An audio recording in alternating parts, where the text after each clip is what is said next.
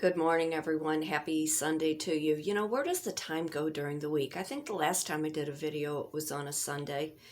Um, it's raining, it's dreary. I started to put my Christmas decorations up. Of course, I'm drinking some coffee because there's just not enough coffee oftentimes in this life for me. Hang on. Got some breakfast blend with hazelnut, my favorite. For those of you who don't know me, I'm Kitryn Marie. I reside in St. Louis, Missouri. I'm an artist, a writer, speaker, life and a business coach. Rebranding, trying to up the identity, trying to teach my art classes. When I decided I was going to be a life coach, it wasn't to be a psychiatrist, a psychologist, a doctor, nor to play one on TV, but to help teach my art classes, my vision board classes, my painting classes, and it's important that we remember, whoever you are learning from, that you're getting real information, that you are learning something different or contrary to a popular belief. Life coaching basically just helps you see where you've dropped the ball and why you like the things that you do and where the blocks are in your life that has not allowed you to further get ahead or keep you stuck in an old thought or an old behavior pattern. We all have patterns. We all have routine. We all have our own mindset in which we think we are supposed to be living, be participating in this life. Those that we bring into our fold, as I like to call, we want it to be a good vibrational match. As we're getting into this Christmas season, the season of Jesus's birth. Whether you believe in a higher power, a God, whether you bring that practice into your tradition, or whether you are telling your kids and grandkids about Santa Claus. I'm going to try to get situated without knocking the tripod over and pray a cat don't come by here. But you want to bring traditions into your life. I'm going to kind of like fade in and out here, but I want to talk a little bit about what I got going on back here because it's a tradition that I started even after Jason and Rachel were older. As a child, as we all know, Santa Claus brings toys.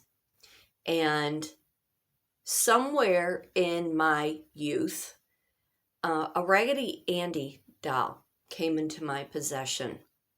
Now, if you would meander through my shoebox of a house, I have collected Raggedy Ann and Andy's, and I'm going to flip this just a little bit because I've got a set there. But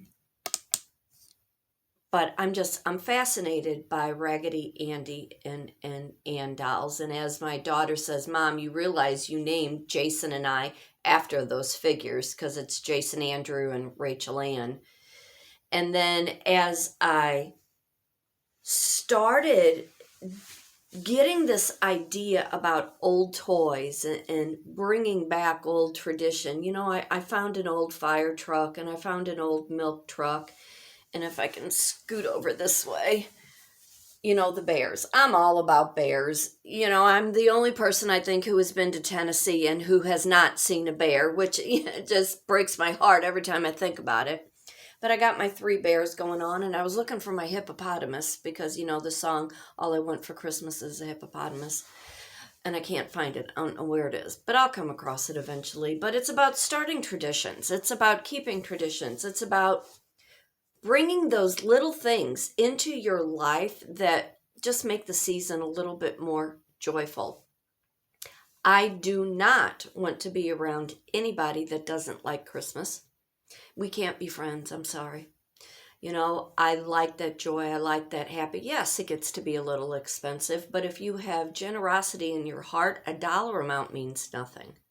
It's the things that you can bring to that other person, that family, and a story. I always worry about Christmas and what triggers my emotional and mental state. And this I have found out, and I have really taken this year apart to think about why I get triggered at certain holidays. I've said it before, my dad made Christmas magical. There was nothing at Christmas that he did not go overboard or over the top, and it was just the opposite of what his character was during the year. But the joy of Christmas and the magic of Christmas and the many years of heartache and betrayal in the Christmases that have triggered things. And I'm going to tell just a real brief story, because I always got a story, and then I'll kind of go on to the rest of my message. But years back, I had just gotten engaged and had my mother's ring remade, and I was thrilled, absolutely thrilled that I had my mother's ring on my hand. And one particular Christmas, right after the engagement, the person that I was involved with found out that he had had somebody else on the side. Now, 2 and 2 wasn't exactly coming together, and I was at my work Christmas party, and he didn't want me to go to the party, and I could not imagine why, Well, eventually he showed up a little late, and I didn't question it too much, other than I was happy that he was there. Well, the whole night, it just kept escalating from one thing to another thing. And by the end of the night, we had left the party because he just said we were leaving. And when I got back home, it just escalated into one big fight. And he was angry, which I found out later on was that other woman's Christmas party. But he was angry that I had a ring on my hand, that he did not really want me to have that ring on my hand. And prior to that, I had fallen in the week taking a Christmas tree to his kids because I wanted to make sure that his kids had a tree. He was busy working and never around, but I wanted to make sure that the kids, had a tree. Well, it was an ice storm, and I had fallen on my hand. Well, that night, as the fight was escalating and I was being accused of all kinds of things that were not happening in my life, but were happening in him, because a narcissist will project onto the other to take away from their bad behavior. But anyway, we ended up cutting that ring off of my hand, and I was terribly distraught, terribly heartbroken that, I had something of my mother's that he found to have no value to, no sentimental value in the fact that I had lost my mom when I was really young. And my dad overcompensated at the holidays, I think, to make up for a lot of the nonsense that went on in my younger life. And once that ring was cut off, and what escalated after the fact, because I ended up hiding in my bathroom till he left. But having that ring cut off and the things that were said, it did something. It just did something to my mind. And I have said this before in a couple of the vision board classes that I've taught. We have this recall in our mind.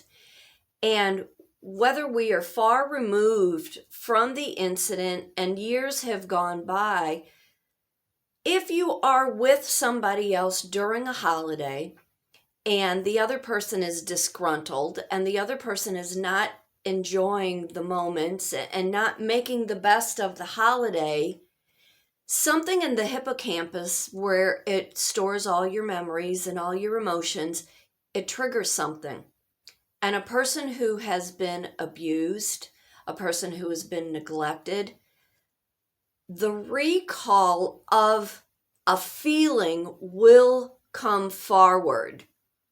The brain is a wonderful instrument where it stores not only knowledge and feeling emotion, but it also holds hurt.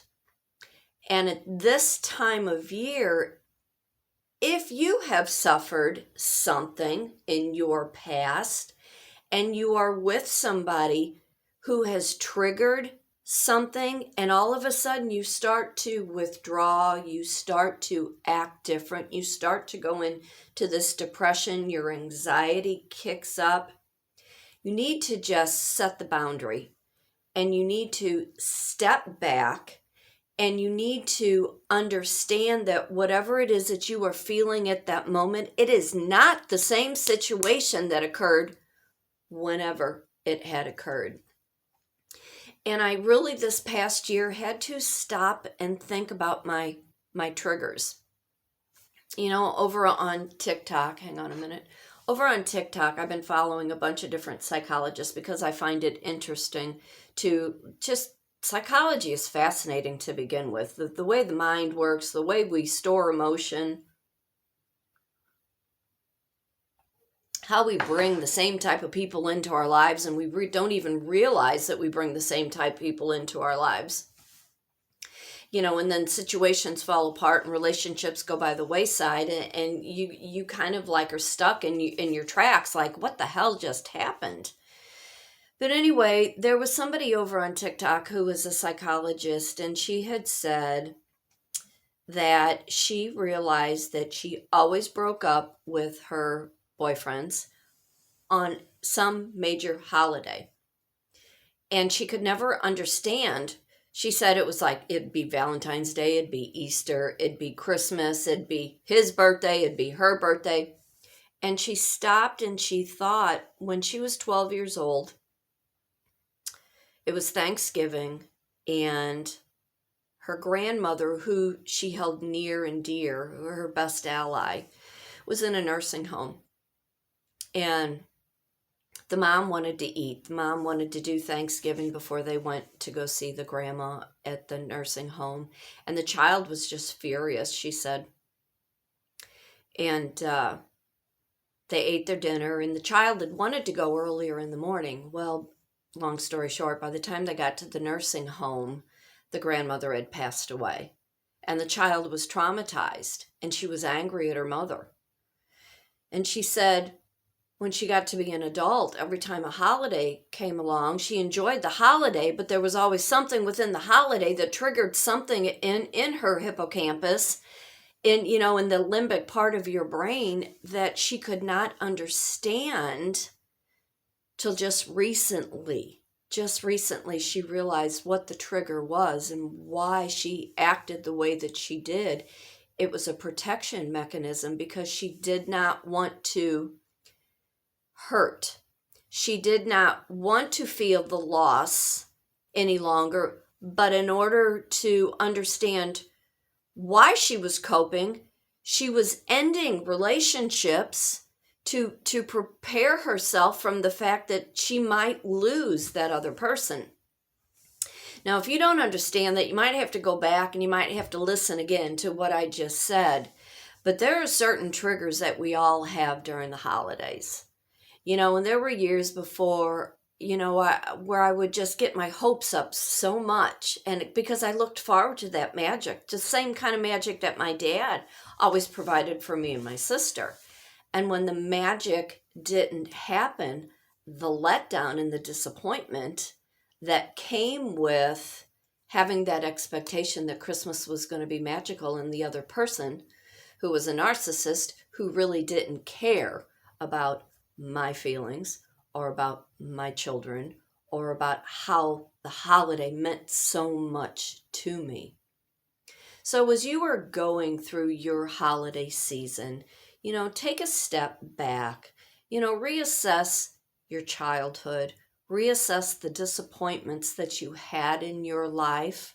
And as an adult now, what are you doing that you are feeding off of an emotion that a child had that you didn't know what to do with that emotion at the time, but now that you're adult, things are triggering what is happening or what is not happening in your life. So I'm finishing up Christmas decorations. I do have to go into my job. I will be working a little bit more from now till the end of the year, which is all fine. And I'm still trying to rebuild my classes and my vision board. And I really want to talk too a little bit about, that magic of Christmas and the magic of being inspirational to anybody who needs it this time of year. If you can do something nice for somebody else just because, do it. In the long run, it makes you feel better. And maybe the other person won't understand why you're doing something magical or something wonderful that they've never had done before. There are too many families, including myself, that will have an empty chair this year. Sadly, my Uncle Ted passed away the other day. So if you could please have prayers for my cousin Chris and my cousin Stephanie. My art endeavors all stemmed from my Uncle Ted. He was an instrumental engineer for Monsanto for years and years, and he had this beautiful drafting table. And when we lived on Marceline Terrace, my aunt and uncle and cousins lived upstairs, and my grandma and grandpa and me and my sister lived downstairs, I would sneak upstairs and I would look at my Uncle Ted's drafting table, and he would have all his pencils all neatly in order, and all his erasers, and all his colored pencils and his paints and his paintbrushes, and I was just in awe, inspired by the talent that man had. Now, needless to say, he was my godfather, so he had many impacts on me as a child growing up. But, this year, while we all possibly may have a chair, in an empty chair, somebody not with us, stop and think about what that person did for you, what that person inspired you to do and inspired you to be, and take that inspiration and share it with somebody else. There are so many things I want to talk about this morning, but I'm going to go ahead and I'm going to leave it right here. For today, for tomorrow, during the holidays, be happy, be blessed, be thankful for all the wonderful things that do happen in your life. Remember, fate does turn on a dime, and only you get to decide what side of that coin you want to be on. We've got weeks left in this year, 2022. Finish the year like you wanted to start the year, and then start the new year with hope and inspiration and a new routine to break out of old behavioral patterns. Some more joy can come into your life long term for the new year, setting goals that you'll be able to reach. I'd love to hear from you. Send me an email at kitrynmarie@gmail.com. Go over to my Facebook business page, KM Designs, A Writer's Mind, to see all the wonderful things that I've been posting over there. Follow me on TikTok, because you never know what you're going to see on TikTok. That's the one I use for my fun. There's even one I've got where I put my hair back dark through one of their filters, which I may do. I may go back to being dark. This blonde is a little washed out. I need a tan. I'll tell you that right now. So if you were interested in taking any of my classes, my painting class, I bring all the supplies to you. If you are in the local St. Louis, Missouri area, I will drive up to 2 hours. It's $45 a person. You pick your theme. If you're interested in a vision board class where we talk about the things that are missing in your life, where we talk about my life coaching and how I have found inspiration through things that have happened for me, where I turn around and I teach you about what's healthy in a relationship, what money you need to be working on, and the value that you have with the dollar amount that you hold. Your worth is based on who you are in your heart and in your soul, not on what's in your bank account or the check that you are getting at the end of the week. We talk about travel, we talk about hobbies, we talk about how you can start a little side hustle if you want to make more money and bring more prosperous things and opportunities into your life. So y'all take care, and I will see you real soon. Bye.